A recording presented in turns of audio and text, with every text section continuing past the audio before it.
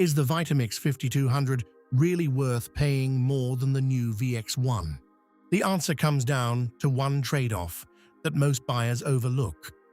Let's find out which blender is actually worth your money. Let's start with the biggest question. Which blender produces better results? For everyday use, the difference is much smaller than the price gap suggests. For single-serving smoothies, soups, sauces, and frozen drinks, both perform extremely well.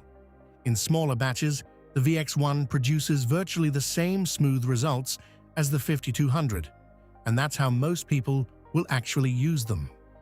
The 5200 begins to separate itself when blending large batches of fibrous ingredients like peanuts, carrots, or celery.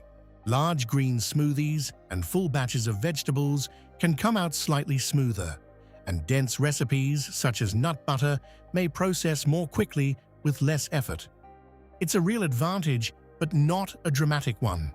Unless you regularly blend large batches, the VX1 is unlikely to feel noticeably less capable. But before you assume the 5200 is the better buy, there's one area where the cheaper VX1 actually pulls ahead. It's noticeably quieter than the 5200. It's still a powerful blender, so don't expect it to be silent. But if you blend early in the morning or simply dislike loud appliances, it's the more pleasant machine to live with. That may not matter to everyone, but for some buyers, it's a bigger difference than the small gap in blending performance. The reason they're so close is simple. Both use the same tall, narrow, 64-ounce container. That design creates a strong vortex, helping both handle small and large batches effectively. So despite being the cheaper model, the VX1 is not using an obviously compromised container.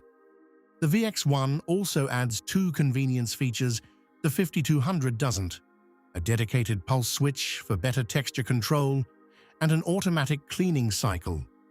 Neither changes how well the blender performs, but both make the VX1 slightly easier to use day to day. The 5200 can still clean itself, you just control the process yourself.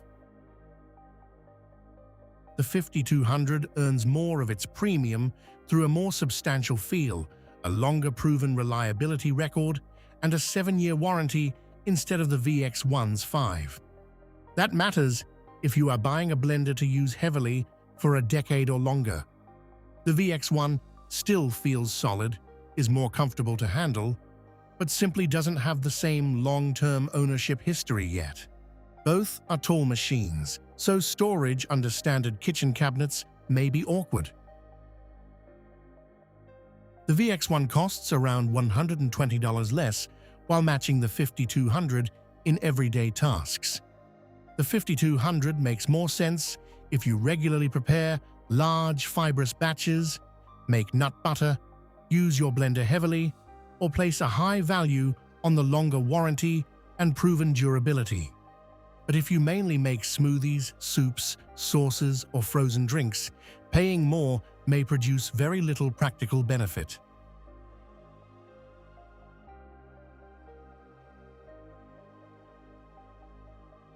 So, does the Vitamix 5200 justify paying more?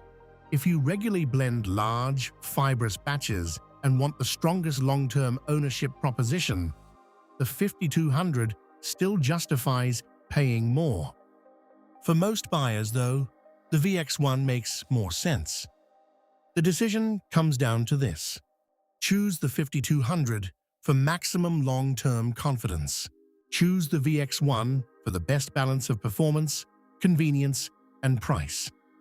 The 5200 earns 8.8 out of 10 for long-term performance and durability. The VX1 earns 9.1 for delivering almost the same real-world experience at a lower price. If you decide either blender is right for you, you'll find the latest prices through the links in the description below. I compare products like this to help you spend your money wisely. If that helps, subscribe, like the video, and turn on notifications.